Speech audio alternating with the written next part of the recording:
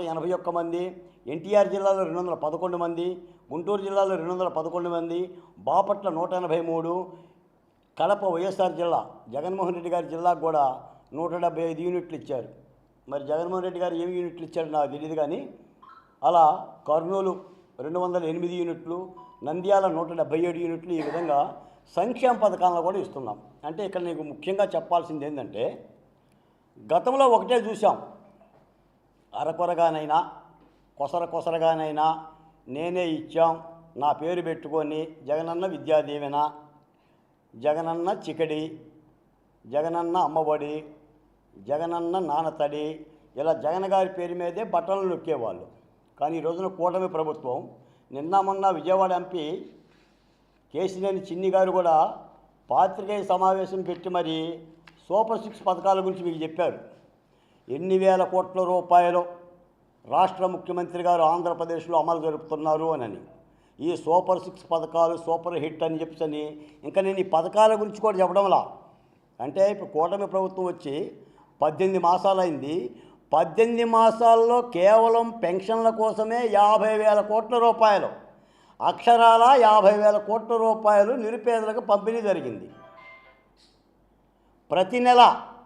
ప్రతి నెల దాదాపు 2,750 కోట్ల రూపాయలు పెన్షన్లు ఇస్తున్నారు.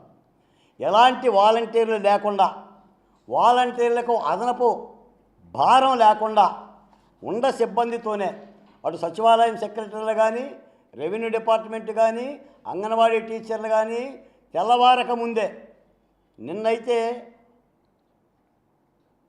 1వ తారీఖు ముందే 31వ తారీఖునే దాదాపు 93% లబ్ధిదారులకు అందజేయడం జరిగింది.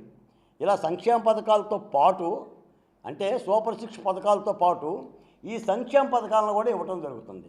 ఈ సందర్భంగా విలేకరులని, రాష్ట్ర ప్రజల్ని, వైసీపీ సోషల్ మీడియాని లేదా వైసీపీ నాయకుల్ని కూడా ఒక మాట అడుగుతున్నా.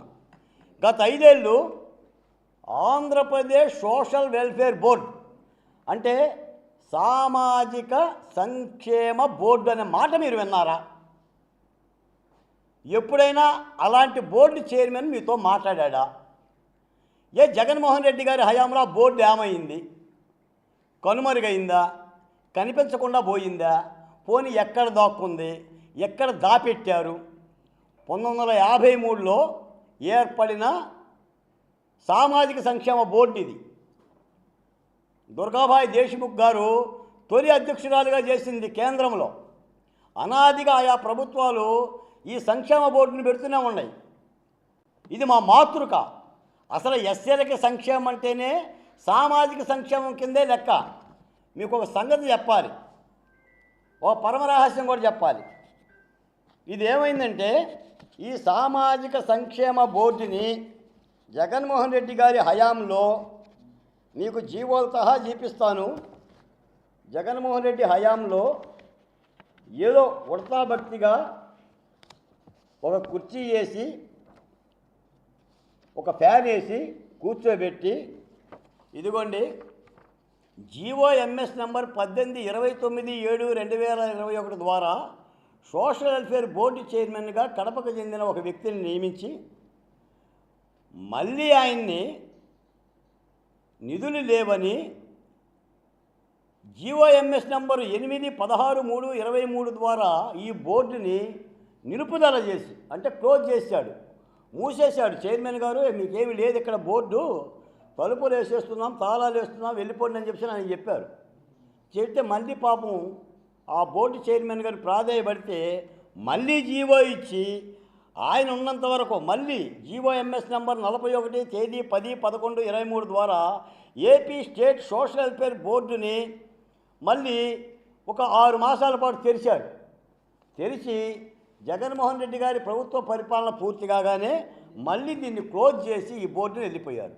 ఈ నేపథ్యంలో చంద్రబాబు నాయుడు గారు, ఇది సామాజిక కులాల బోర్డు, ఇది రాష్ట్రానికి అవసరం, కేంద్ర ప్రభుత్వం నిధులు అనుకూలంగా ఇచ్చినా ఇవ్వకపోయినా ఈ రాష్ట్రంలో బడుగుల యొక్క మాతృ సంస్థ అని చెప్పేసి నేను భావించి ఈ బోర్డుకు చైర్మన్గా నన్ను వేశారు. తీరా నేను చైర్మన్గా బాధ్యతలు స్వీకరించిన తర్వాత నాకు ఈ బోర్డు జాడ కనిపించలా.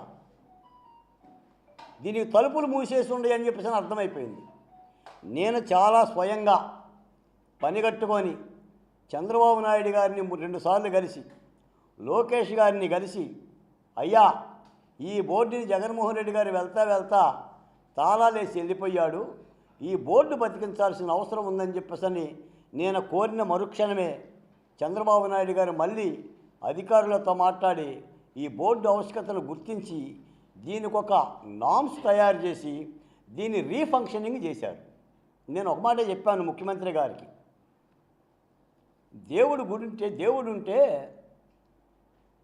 ఆ గుళ్ళో దేవుడిని కూర్చోబెడితే ఎవరో ఆ దారిని పోయే వాళ్ళు వెళ్తూ ఉంటుంటారు, కాస్త కానుకలు వేస్తారు, దండం పెట్టుకుంటారు, దీవించమని కోరుకుంటారు. అసలు పూజారులు లేకుండా దేవుడు గుడి లేకుండా తాళాలు వేస్తే ఆ దారిలో ఎవరు వెళ్తారు? ఇది మా మాతృ సంస్థ. అసలు సంక్షేమము, సామాజిక సంక్షేమ బోర్డు అంటేనే ఆంధ్రప్రదేశ్లో ఎస్సీ కులాలు కానీ ఎస్టీ కులాలు కానీ తమ మాతృ సంస్థగా హక్కులు చేర్చుకునే ఈ బోర్డుని బతికించాల్సిన అవసరం ఉందంటే దీన్ని తిరిగి బతికించడం జరిగింది. ఇప్పుడు మళ్ళీ